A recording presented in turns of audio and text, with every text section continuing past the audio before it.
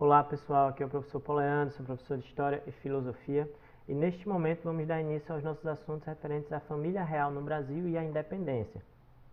Lembrando que nós temos um assunto anterior a este, que é a sociedade colonial, mas nós só iremos tratar aí na nossa videoconferência por ser um assunto menorzinho, tá bom?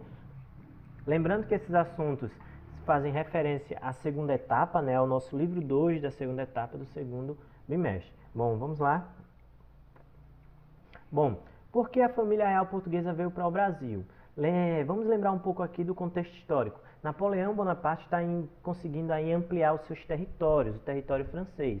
E ele encontra um adversário no caminho, que é a Inglaterra. Não conseguindo invadir a Inglaterra, né, não conseguindo êxito nas batalhas com a Inglaterra, ele resolve usar uma nova estratégia. Essa estratégia é a estratégia do bloqueio continental, que consistia em tentar enfraquecer a Inglaterra comercialmente. Napoleão proibiu de qualquer país comercializar com a Inglaterra. Porém, Dom João desobedeceu essas ordens, desobedeceu o bloqueio continental. Quando Napoleão ficou sabendo dessa desobediência de Dom João, ele resolve invadir Portugal com as suas tropas. Dom João, sabendo desta invasão, ele resolve então fugir para o Brasil, solicitando a proteção da Inglaterra. A Inglaterra atende o pedido de Dom João e há um deslocamento do eixo político e econômico do Império Português para o Brasil. E aí inicia-se o período de interiorização da metrópole, onde há uma aliança entre Dom João e sua corte com as elites de São Paulo e Rio de Janeiro, sendo essas alianças feitas através de casamentos, atividades comerciais, concessão de cargos públicos e assim ocasionando um enraizamento da corte portuguesa no Brasil. Com a chegada da família real portuguesa ao Brasil, Dom João coloca em prática a abertura dos portos, onde há uma liberdade do Brasil para comercializar com outros países. Bom, Dom João vai fugir de Portugal em 29 de novembro de 1807 e chega ao Brasil em 22 de janeiro de 1808 na Bahia, tá certo? Lembrando que nós vamos aprofundar um pouco mais essas questões de como foi esse processo de chegada da família real portuguesa ao Brasil. Mas ele vai partir de Portugal em 29 de novembro de 1807 e vai chegar ao Brasil, especificamente na Bahia, em 22 de janeiro de 1808, aqui no Brasil. Bom, quando chega ao Brasil, depois de chegar ao Brasil, em 1810, Dom João faz um tratado de comércio e navegação com a Inglaterra. Esse acordo vai beneficiar a Inglaterra. Lembrando que vai ocorrer a abertura dos portos às nações amigas, né? E essa medida vai representar o fim do monopólio comercial, pois a Inglaterra agora poderia comercializar seus produtos diretamente com o Brasil. Antes, a Inglaterra comercializava com Portugal, intermediando esses negócios. Agora a Inglaterra vai diretamente repassar os seus produtos para o Brasil, ou seja, é uma relação de comércio direta. Em troca, né, da proteção da Inglaterra contra Napoleão, Dom João vai prometer vantagens. Uma dessas é esse tratado de comércio e navegação. Então o Brasil vai ser inundado por essas mercadorias inglesas, né, como ferramentas, pentes, louças, tecidos, e inclusive alguns produtos que eram desnecessários, como por exemplo carteiras, as carteiras para as notas. Só que no Brasil não tinha notas, ou até mesmo produtos que não tinham nenhuma importância para o Brasil, ou não tinham como ser utilizados aqui no Brasil, como aqueles patins de patins de gelo, sabe? Não tinha nenhum tipo de utilização aqui no Brasil. Eram produtos que não tinham nenhuma utilidade na vida social do brasileiro, mas a Inglaterra mesmo assim enviou esses produtos para serem vendidos aqui. A Inglaterra necessitava de um aumento do seu mercado consumidor e viu no Brasil esta oportunidade. Bom, quando chegou ao Rio de Janeiro, Dom João vai autorizar a criação de indústrias, mas o Tratado de 1810 tornou ainda mais pesadas as dificuldades porque existia uma falta de capital e capacidade de concorrência com os produtos ingleses, ou seja, os produtos ingleses eram melhores e tinham mais comércio. Os produtos brasileiros não tinham esse potencial para concorrer com os produtos ingleses, então os produtos ingleses tinham mais vantagens. Os tratados, né?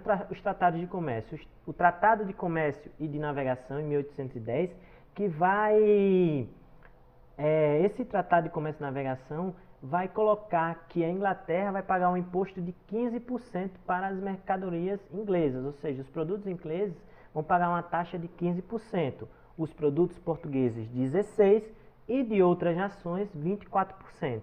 Então a gente vê aí que a Inglaterra vai receber privilégios, benefícios nesses tratados. Outro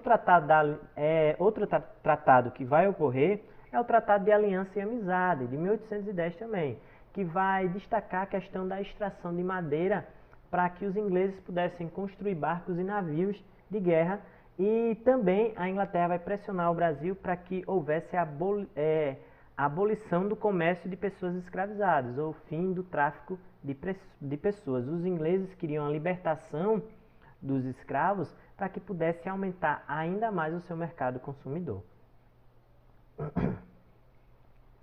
A administração joanina vai ter alguns destaques, tá certo? Entre elas está aqui algumas delas. Em 1808 a gente vai ter a melhoria das ruas e ampliação da área da cidade, né? A abertura de vias públicas. A imprensa régia vai ser criada, o Banco do Brasil, o Jardim Botânico, a Academia Militar, Real Teatro de São João. Em 1815, um ponto muito importante, Dom João vai elevar o Brasil a Reino Unido e Portugal. Vai ser também desenvolvida a Academia Imperial de Belas Artes e também em 1818 o Museu Real, atual Museu Nacional da Universidade do Rio de Janeiro. Em 1810, Dom João vai passar por uma revolta, por uma revolução que vai acontecer no Brasil. Nós não vamos nos aprofundar nela agora, vamos deixar para a nossa videoconferência. Essa revolução vai ser a Revolução Pernambucana, que vai ocorrer por alguns motivos, entre eles a insatisfação dos impostos, insatisfação com os impostos, controle dos portugueses sobre o comércio varejista, a preferência dada aos portugueses quando havia uma promoção de militares e também a crise agrícola de 1816. Lembrando que nós vamos aprofundar esses temas lá na nossa videoaula. Lembrando que quando vemos uma revolução, uma revolta ou uma guerra, aplicamos as 4 perguntas. Quais os motivos, quem participou, o que queriam e quais foram as consequências. Nós vamos aprofundar isso, ok? Em Portugal, após a expulsão das tropas napoleônicas, vai acontecer a Revolução Liberal do Porto, tá certo? Essa Revolução Liberal do Porto vai ocorrer pela insatisfação dos portugueses que ficaram lá à mercê das tropas napoleônicas. Houve uma reclamação contra o absolutismo e a perda do monopólio comercial brasileiro e a ocupação militar inglesa, após a expulsão de Napoleão das tropas napoleônicas. Houve então essa eclosão da Revolução Liberal do Porto, ou vitismo. Então, esses revolucionários, os revoltosos, convocaram cortes constituintes e exigiram o retorno à volta de Dom João e da família real. Dom João VI, né, vai então receber essa convocação e Dom João vai voltar a Portugal em 1821, né? E lá não era mais uma monarquia absolutista, agora eles estavam exigindo uma monarquia constitucional. Eles desejavam também a volta das condições comerciais com o Brasil diante da abertura dos portos. E qual era a situação no Brasil? Existia agora uma divisão de dois grupos políticos. Um grupo político queria que o Império se tornasse independente, governado pelo filho de Dom João, Dom Pedro, que vai se tornar Dom Pedro I, e outro queria que o Brasil continuasse integrado ao Império Português, mas com mais autonomia, tá bom? Então Dom João VI volta para Portugal e deixa aqui o seu filho Dom Pedro, que futuramente em 1822 vai se tornar Dom Pedro I, né?